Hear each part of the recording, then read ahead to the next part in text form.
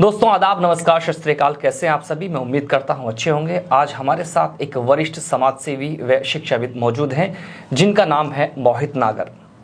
एक छोटे से गांव से निकलते हैं और समाज सेवा का एक भूत इनके ऊपर सवार होता है और झुग्गी झोपड़ियों में जाते हैं, बच्चों को पढ़ाते हैं। तो उसी को लेकर दिल्ली के एक विश्वविद्यालय में इनको जो है इंस्पायरिंग इंडियंस अवार्ड्स में से नवाजा गया है। हमारे साथ मौजूद हैं।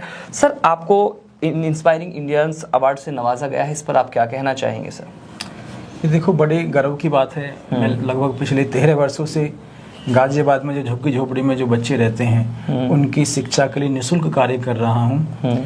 और वहाँ से मुझे दिल्ली से कॉल आई कि सर आप इस तरह से कार्य करते हो, जो गरीब बच्चे हैं उनकी झुग्गी झोपड़ी में रहने वाले जो बच्चे हैं उनके एजुकेशन के लिए आप कार्य कर रहे हैं। तो इतना कोई सोचता नहीं है। हमें पता चला गाजियाबाद से कि इस तरह की एक प्रतिभा गाजियाबाद में है जो पिछले 13 वर्षों से लगातार बिना किसी एनजीओ के काम कर रही है। तो सर, हम अपने मंच पे आपका सम्मान करना चाहते हैं। हम इंस्पायरिंग इंडियन अवार्ड से आपको सम्मान करना चाहते हैं। जैसे कि आज सुबह उठे और आपने देखा कि बहुत सारे न्यूज़ चैनल्स और बहुत सारे अखबारों में आपका फ़ोटो जो है वो देखा गया है, जिसमें जो है कुछ सम्मानित लोग जो है आपको सम्मान दे करके जो है सम्मानित कर रहे हैं। तो कैसा लगा आपको और आपके मन में ऐसा क्या आया कि हम मुझे जो है समाज सेवा करनी चाहिए? समाज सेवा भी वो ऐसी कि जहाँ पे आपने अपना धन मन तन और समय लगाया और लगाने के बाद झुग्गी झोपड़ियों में से शुरुआत की और बच्चों को काफ़ी पढ़ा भी चुके हैं। तो इस बारे में आप क्या कहेंगे सर? देखो, सर्वप्रथम मैं आपको बताना चाहता हूँ कि लगन जो शिक्षा के प्रति मुझे कहाँ से लगी। जब मैं कॉलेज में पढ़ रहा था तो मैंने वहाँ देखा जो गरीब बच्चे थे, जो किसान के बच्चे थे, उन पे फीस के नाम पे लेट फीस लगा के एक अवैध वसूली की जा रही थी वहाँ कॉलेज में उनके माध्यम से। तो शिक्षा सभी का अधिकार है, शिक्षा बराबर है, सभी को मिलनी चाहिए। और जितने लोग शिक्षित होंगे तो हमारा समाज भी आगे बढ़ेगा, देश भी आगे बढ़ेगा। तो जब मैं गाजियाबाद से निकल रहा था मुझे लगा झुग्गी झोपड़ी, बहुत सारी झुग्गी झोपड़ी थी। मैं वहाँ गया, मैंने देखा कि इन्हें भी वास्तव में एजुकेशन मिल पाती नहीं मिल पाती है। तो वहाँ कोई अच्छे स्कूल से नहीं, कोई ट्यूशन की व्यवस्था ही नहीं। मैंने सोचा कि ये कब तक लोग झुग्गी झोपड़ी में रहेंगे? यदि हम इनको शिक्षित करें, जागरूक करें तो ये लोग आगे निकल के झुग्गी झोपड़ी से आगे बढ़ेंगे। और ये सभी लोगों को आगे बढ़ना चाहिए। हमारा ये है कि हम ही आगे ना बढ़े कि समाज भी आगे बढ़े।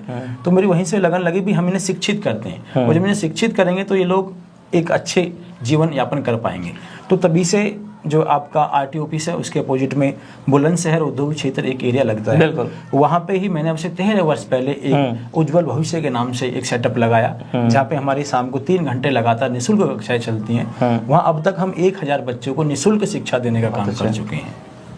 अच्छा, आप जो है जैसे आप बच्चों को पढ़ाते हैं, वहाँ क्या क्या उनको पढ़ाते हैं और क्या क्या चीज़ें? अब तक कोई ऐसा बच्चा भी है जो बहुत कुछ कर चुका हो जब आपने 1000 बच्चों का नाम लिया है? तो हाँ, उनमें बहुत सारे ऐसे बच्चे हैं, लड़का लड़कियां हैं जो अब जाके खुद स्वयं में ट्यूशन दे रहे हैं। उनकी जॉब भी लगी है, गवर्नमेंट जॉब भी लगी है। जो कॉल आते कि सर आपने हम पढ़ाया था, परिवार वाले मिलते हैं कि सर आप आइएगा, आपका बच्चा इस तरह से कामयाब हो गया है। तो बड़ा अच्छा लगता है कि उन बच्चों को हमने इतना कामयाब आगे बढ़ा दिया है। कोई ट्यूशन क्लास दे रहे हैं, कोई स्कूल में पढ़ा रहा है। मतलब अब वो लोग जिन्हें शिक्षा का अभाव था वहाँ पे, अब वो लोग खुद अन्य लोगों को शिक्षित कर रहे हैं। तो ये सबसे बड़ी प्रेरणा मिली कि जिन्हें खुद शिक्षा का मतलब नहीं पता था, आज वो लोगों को शिक्षित कर रहे हैं। फिर हमें लगा कि जो लड़कियां हैं आगे आज देख रहे हैं किस तरह का माहौल चल रहा है कि भाई इन्हें हम अब आत्मनिर्भर बनाना है। ये आगे जाएं, अपना जीवन यापन कैसे करें, कभी कोई परिवार में कोई समस्या है तो कैसे जीवन यापन करें।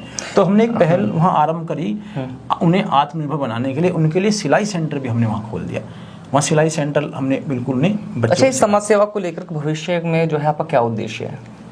समाज सेवा का यह है कि हम आगे समाज सेवा करते रहेंगे और गाजियाबाद में भविष्य में यदि लोगों का प्यार बना रहा तो आगे इस लाइन में बढ़ेंगे।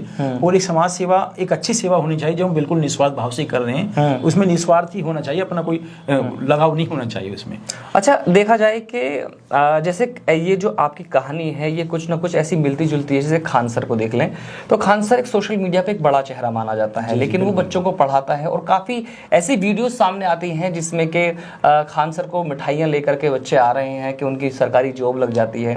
तो कई बार आपके साथ भी ऐसा हुआ होगा कि बच्चे मिठाई लेके आ रहे हैं, फ़ोन आ रहे हैं उनके।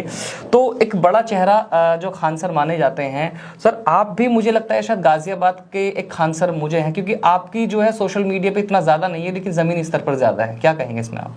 देखो, सोशल मीडिया हमें ने जो काम को प्राथमिकता दी। ये लोग तो हमसे खुद स्वयं जुड़ते चले गए। जब इन्हें पता चला गाजियाबाद में एक ऐसा चेहरा है मोहित नागर, जो वो लोग कहते भी हैं कि हमने पहली बार ऐसे व्यक्ति को देखा है कि जो लगातार 13 वर्ष तक जुड़ा रहा, बिना किसी एनजीओ के, बिना किसी सरकार की सहयोग के, अकेले दम पे जुड़ा रहा। तो उन्हें पता है कि ये काम करते हैं, तो मीडिया तो अपने आप स्वयं में मोटिवेशन करती है मुझे, और मैं मीडिया का आभार व्यक्त करूँगा आपके माध्यम से, वो हमेशा लगाओ मुझे करती है। अच्छा, ये जो आपके जैसे काफ़ी समाज सेवी हैं या आपके साथ भी मिलकर के काम कर रहे हैं, या जो है एक दूसरे को जो है प्रेरित करते हैं और किसी ना किसी के लिए आइडल भी बन जाते हैं, जैसे आप भी आइडल हैं, तो गाजियाबाद हो या कहीं भी कह सकते हैं कि वो समाज सेवा तो एक सबसे बड़ा धर्म माना जाता है। तो इस धर्म को लेकर के उन्हें क्या कहना चाहेंगे जो लोग समाज सेवा जो निस्वार्थ करते हैं? मैं देखो सभी को बधाई देना चाहता हूँ, ऐसे चेहरे कि भाई जो समाज के लिए निस्वार्थ काम कर रहे हैं उनको बधाई। बहुत सारे लोग हैं, ऐसा नहीं है काम नहीं करे, गाजियाबाद में और भी लोग काम कर रहे हैं। तो सर्वप्रथम आपके चैनल के माध्यम से ऐसे लोगों को बधाई देना चाहता हूँ, और एक संदेश भी देना चाहता हूँ कि सक्षम व्यक्तियों को समाज में आना चाहिए, और जो वास्तविक जो लोग हैं जिन्हें की सेवा करनी चाहिए उनके लिए सेवा करनी चाहिए। और सेवा भी किस क्षेत्र में हम करें? शिक्षा और स्वास्थ्य, दो महत्वपूर्ण क्षेत्र हैं जिनमें आप लोगों की सेवा अच्छे से कर सकते हैं। अच्छा, एक इंसान के बच्चे को, यानी कि इंसान के बच्चे हम भी हैं, शिक्षा जरूरी है या मंदिर मस्जिद जरूरी है? एक सवाल आपसे है। देखो मेरा मानना है कि शिक्षा सबसे जरूरी है। यानी मैं धर्म जाति की बात नहीं करता, ना आज तक मैंने कहीं किसी प्लेटफॉर्म पे की है। तो सभी धर्म जाति सभी लोग हमारे हैं, है नहीं? आपको पता ये क्या है, ये अब भारत सभी का है सभी धर्म जाति ने इसे स्वतंत्र कराने में अपनी पूर्ण भूमिका निभाई है। हम शिक्षा से जुड़े लोग हैं, और हम शिक्षा उसकी धर्म जाति की बात करते नहीं करते। तो सभी को एक साथ होकर काम करना है, और पूजा पाठ एक अलग अलग है, लेकिन शिक्षा को बढ़ावा देना चाहिए, सभी को शिक्षित करना है। बिल्कुल, शिक्षित होंगे तो कामयाब। और धर्म हो या सब कुछ यही पहचान पाएंगे कि हमारा धर्म का महत्व क्या है।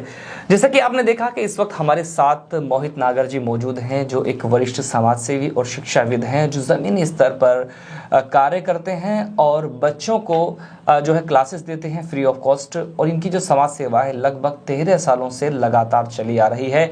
इसी को लेकर के मोहित नागर को दिल्ली के एक विश्वविद्यालय में जो है इंस्पायरिंग इंडियंस अवार्ड से सम्मानित भी किया गया है। बने रहिए हमारे साथ, दिखाते रहेंगे ऐसी ही खास खबरें। मैं चौधरी अफसर हमारे सहयोग के साथ